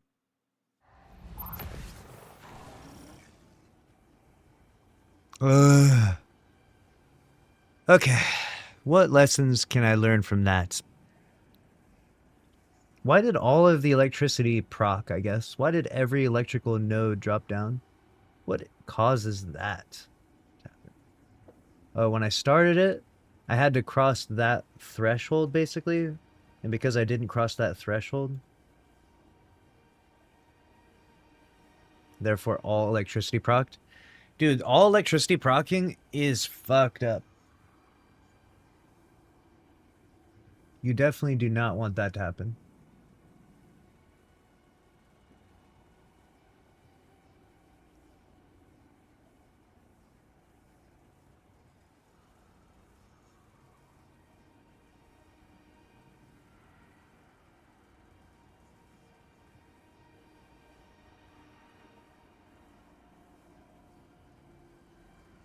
Yeah, see, I didn't... So how many did I activate before I went into it? 2 lures? See, I need at least 3. At least 3, or else shit's about to get crazy. Maybe you're tired? I'm not tired, what the hell?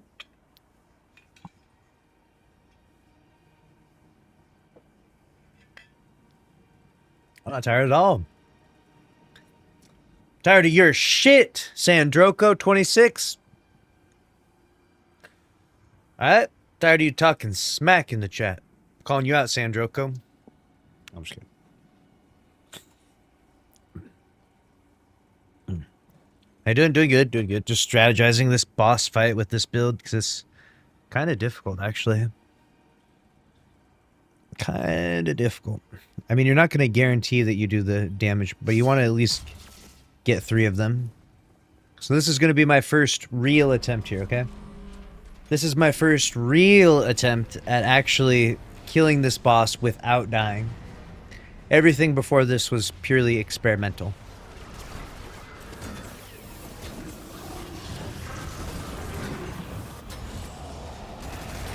So now, let's see how close I get.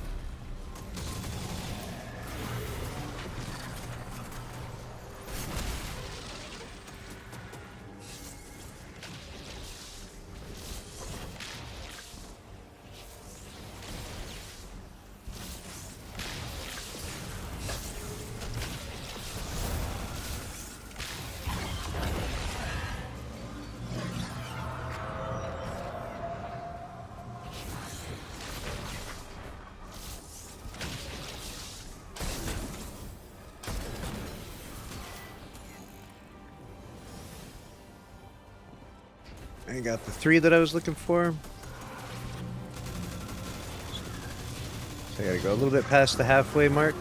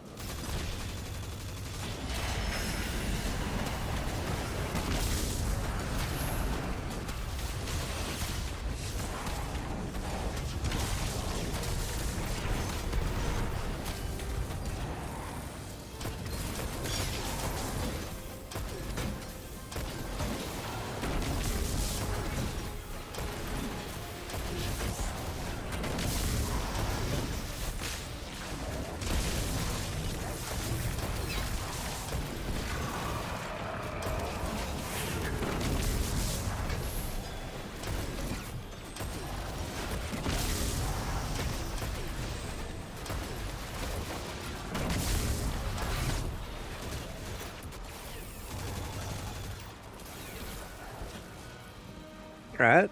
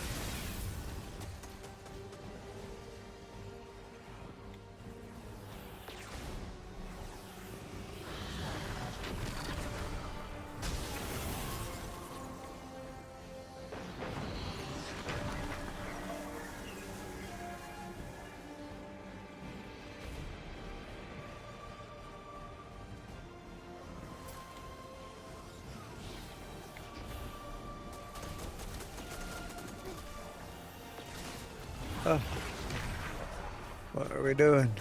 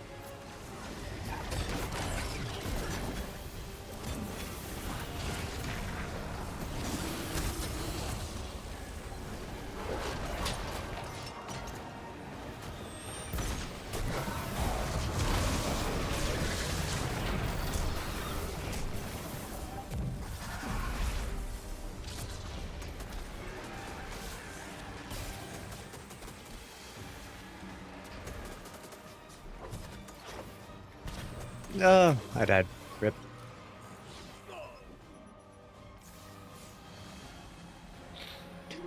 I was trying to go too crazy. That second wave really sucks. I have my first wave down pretty much flawlessly. That second wave, I'm just like so behind on the buff that I'll just get fucking destroyed out there. Trying to think of what I could even do. I think I like to go in with, I break one of those shielded guys things, and then that way I'm able to kill him and refresh in there.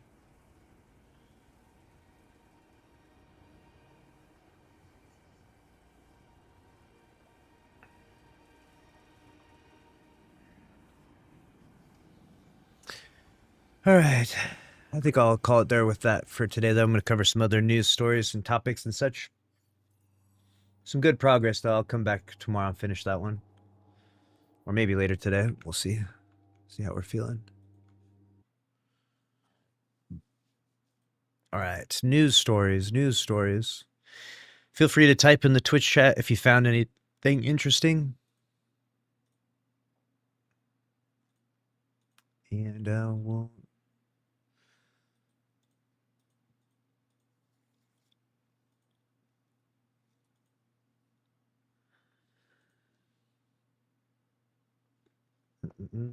Some good damage first runs. Yeah, I made some good progress there. I think I ironically want to keep an eager edge sword on when I do it, because getting launched off the map seems to be a pretty common thing. So I'll probably keep that on.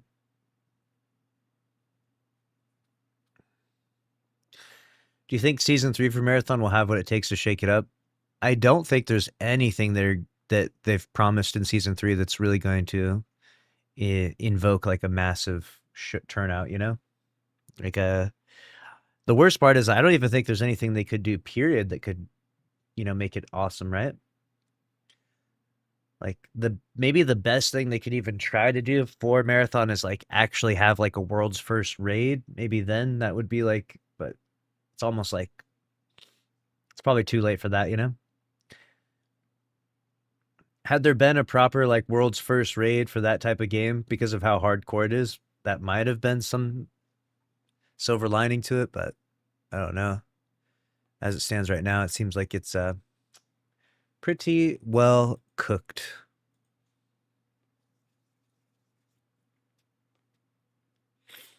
A lot of leaks today. A lot of leaks from where, Stones View? Where'd you see the leaks at?